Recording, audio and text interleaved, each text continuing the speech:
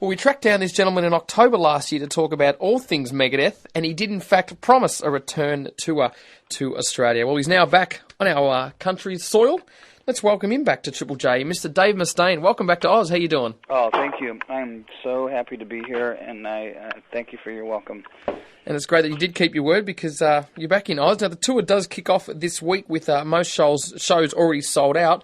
But let's, I guess, sort of backtrack a little for the last 6 months. From all reports, the System Has Failed tour has been a huge success thus far, yeah? Yeah, it's been really, really good. It was a little interesting in Japan, but, you know, the Japanese audience are pretty interesting, as it were. You know, when an audience comes to see a concert and they don't feel like they're getting what they want, you know, they will forgive, but they certainly don't forget. And I think that the last time that we came through with the Megadeth lineup with Ellefson and Petrelli and DeGrasso, that, you know, there was stuff going on in the band, you know, that I caused, that they caused, and, you know, we were all not really happy being around each other because, you know, there was just a lot of stuff that was going on within the band, with management, with the record company and so on, that made it really difficult for us to, you know, love our jobs anymore. And I think that came across on the stage. No matter how hard I tried to play, you know, there's only so much I can give of myself on stage before I start running out of gas on stage. As you last spoke to me, you said that you couldn't actually reveal who the lineup was for The System Has Failed, but we can now reveal them, of course, being Glenn Drover, James Madonna, and Sean Drover. Mm-hmm. Now, how's it been for you playing with a new bunch of musicians, and are they enjoying themselves too? Well, for the most part, a lot of people were disappointed that David Ellefson was gone. And I can honestly tell you that I wouldn't have made a change if it wasn't completely necessary. A lot of people know that he sued me.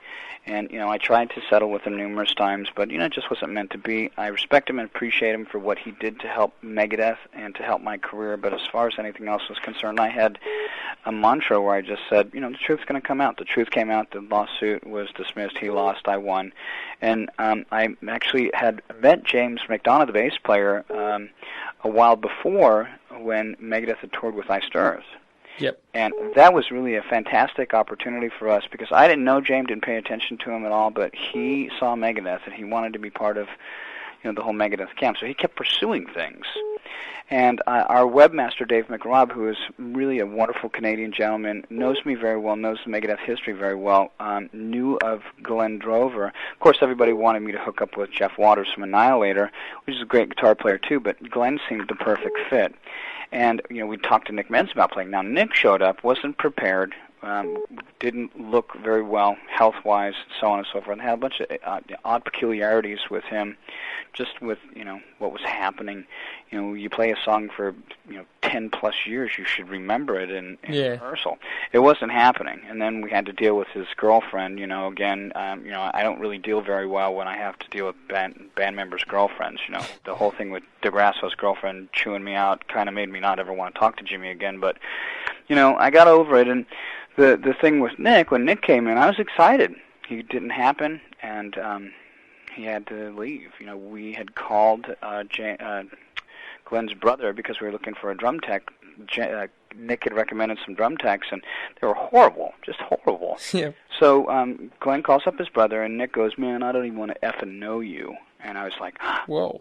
And he said that in front of Glenn and James at that moment, the switch just went off inside their head where Nick Menza was not going to be somebody that they liked anymore. And, you know, I knew Nick. I knew that he was kind of kidding, but it didn't matter. So, and also when Glenn did come in, he was such a fantastic player. I just knew I could trust him. So when he said, you know, I wanted to talk to you about maybe my brother doing this, I figured, you know, what the hell, if he's as good as you, come on. Yeah. So the first couple days when we played with James and Glenn and Sean, we had really just a couple days. We had 4 days of pre-production, a day of travel time, and then the sixth day was our first live concert in Reno.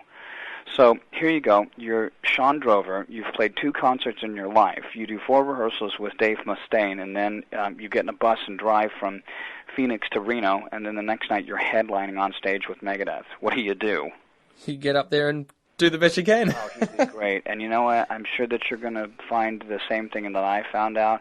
He loves to play. He enjoys being with me, treats me like a human being instead of, you know, the way that, you know, I was getting treated at the end, which really led to, you know, the bad behavior I was, you know, committing. the album did come in at number 6 for the year of 2004, voted by the listeners of Full Metal Racket. And you did say to us last time in October that this was the last tour ever for Megadeth. I mean, are you sort of eating your words now? You're having too much fun that you're pretty much going to keep it going?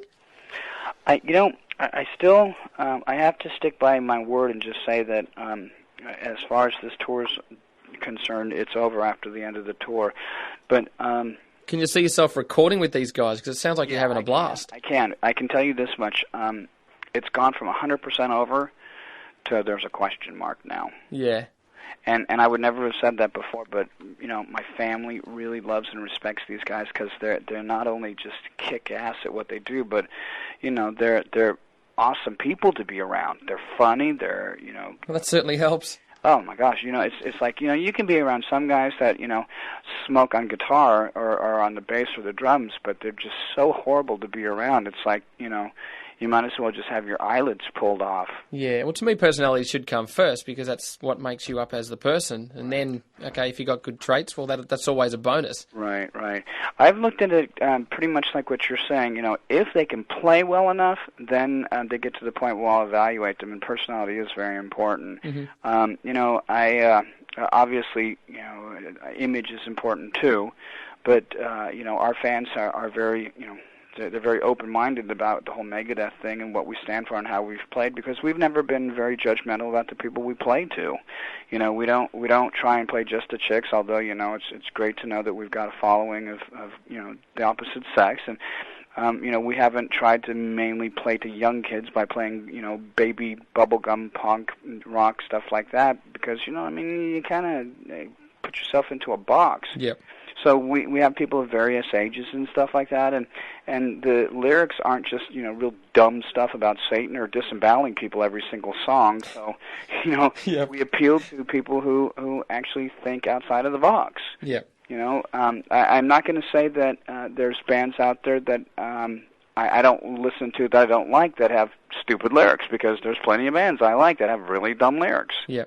And I know that there's a lot of bands out there that they're just selfish pigs. They just want to play to the beautiful people. Well, I'm not one of those beautiful people myself, so why should I be concerned about only playing to them?